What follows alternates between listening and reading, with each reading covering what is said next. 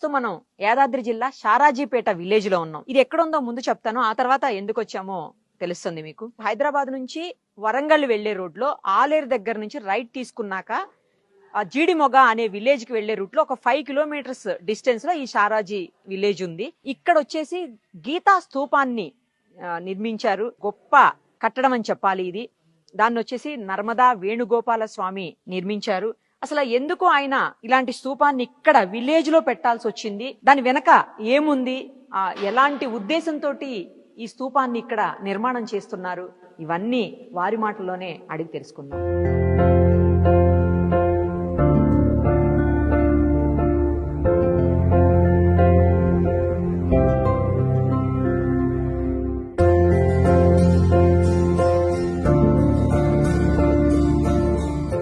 మీ ఇద్దరికి first of all అసలు thanks చెప్పాలండి. ఎందుకంటే ఫస్ట్ టైం వింటున్నాను